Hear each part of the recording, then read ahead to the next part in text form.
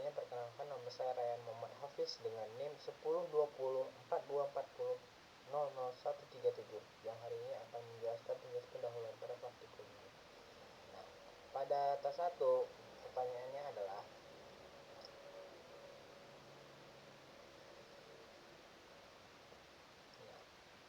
apa itu data imbalance? Jelaskan apa ini maksud dengan data imbalance pada klasifikasi miskin di heart disease. Tuliskan sintaks untuk mengecek distribusi kelas pada level target. Jelaskan fungsi tersebut. Nah,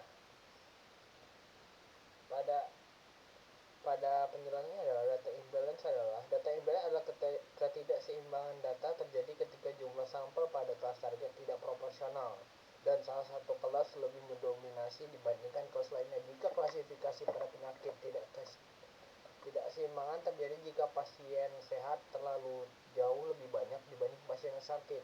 Hal ini membuat model naive Bayes menjadi bias dan cenderung menebak pasien tersebut. Nah, untuk melihat sintaksnya adalah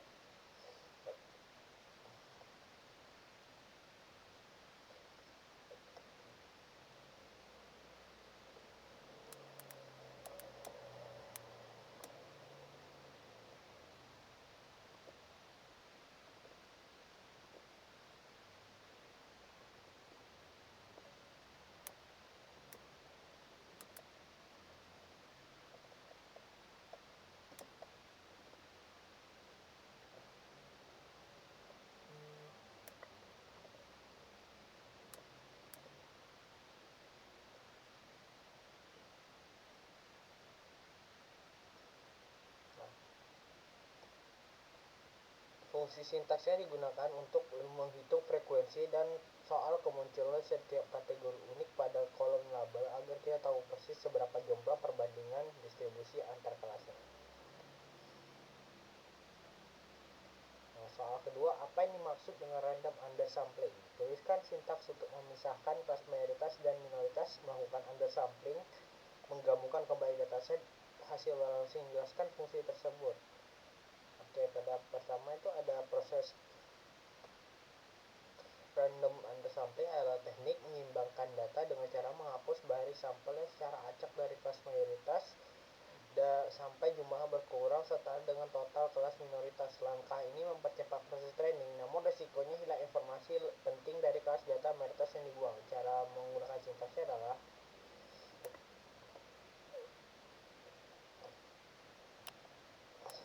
data F majority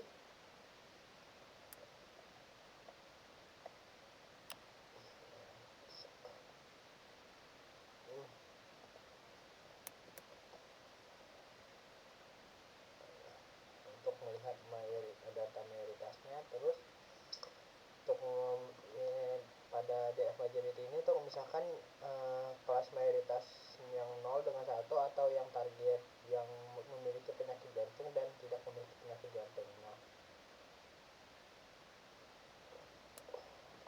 untuk melakukan undersampling pada kelas mayoritasnya adalah DF majority undersample sama dengan DF majority sample and DF minority reduced factor.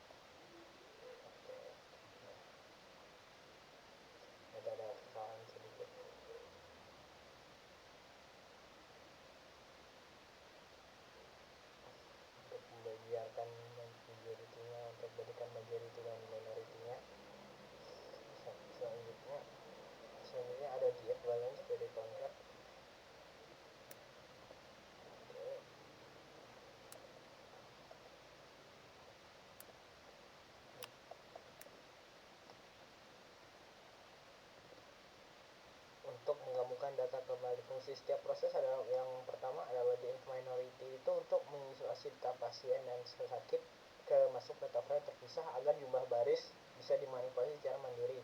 Dan selanjutnya untuk melakukan undersampling, memotong data mayoritas secara acak menggunakan sampler agar ukurannya menyusut pas mengikuti kuantitas data minoritas. Dan untuk menghubungkan kembali data yang sudah seimbang menggunakan PD concat sekaligus mengacak posisinya agar kelas baris tidak mengelompok kaku saat model belajar.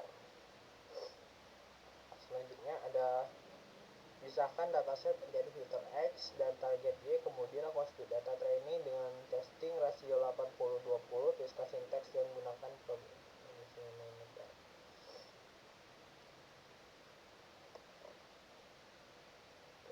untuk transcriptnya kita perlu melakukan.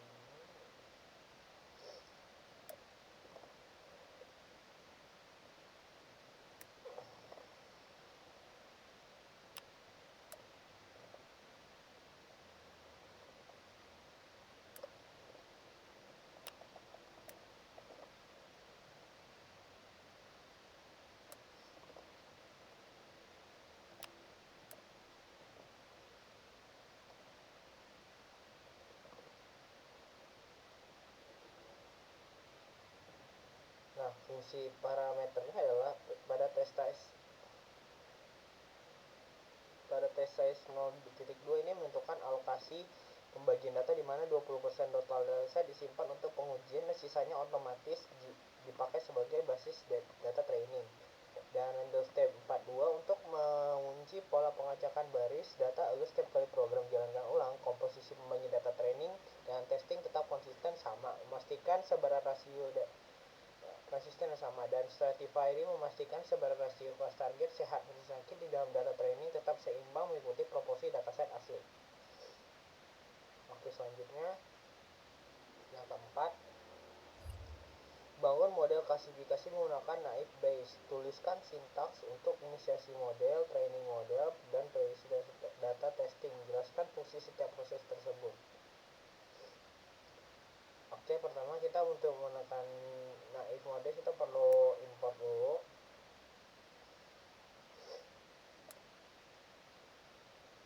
Oke, lalu selanjutnya kita bisa memilih model, ini versi model yang kita inginkan. Untuk training modelnya kita memilih model fit train.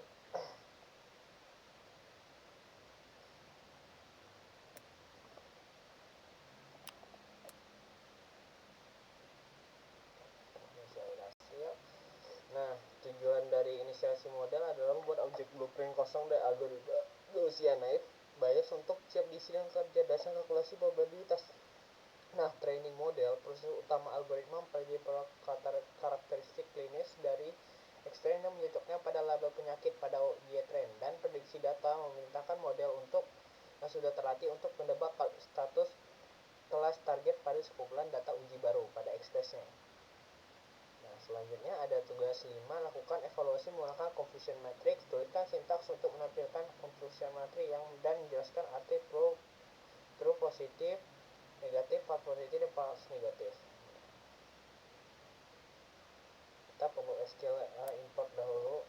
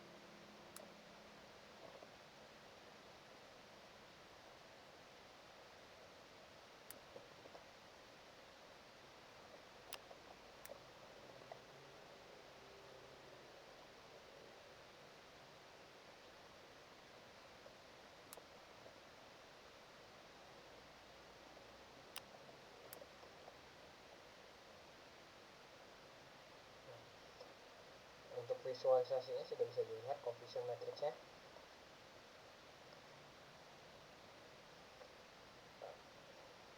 Berikut penjelasannya. Nah, nasib metrik positif adalah pasien data aslinya memang mengidap penyakit jantung dan mode sukses menebak secara akurat sebagai penyakit jantung, dan true negatif pasien yang aslinya kondisinya sehat dan mode berhasil mendeteksinya sebagai non penyakit jantung. Ketika false positif artinya pasien aslinya sehat namun mode setelah menunggu dia mengidap penyakit jantung. Kesalahan tipe 1 dan false negatif artinya pasien aslinya kritis mengidap penyakit jantung tapi model mendeteksinya sebagai orang sehat. Kondisi paling berisiko pada. Nah, selanjutnya ada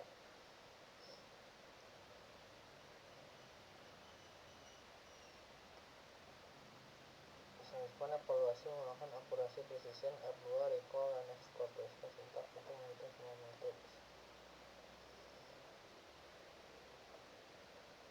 Metrik score sejatinya merupakan tempat penuh.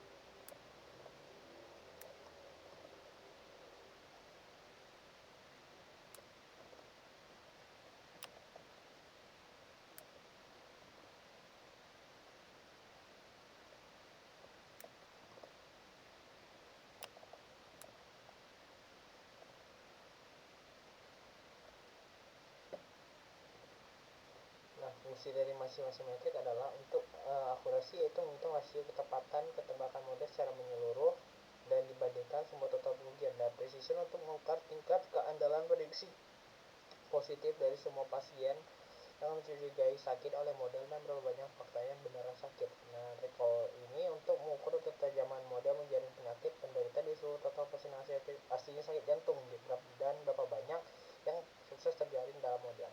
Nah, F1 score ini adalah nilai nilai kompromi rata-rata harmonik penyeimbang antara precision dan recall jika sebaran data mulai timpang, dan R2 score adalah koefisien determinasi untuk melihat sejauh mana variasi target mampu dijelaskan oleh ragam fitur prediktor. Selanjutnya ada yang tugas 7, melakukan evaluasi menggunakan ROC curve dan ROC score serta visualisasikan hasilnya.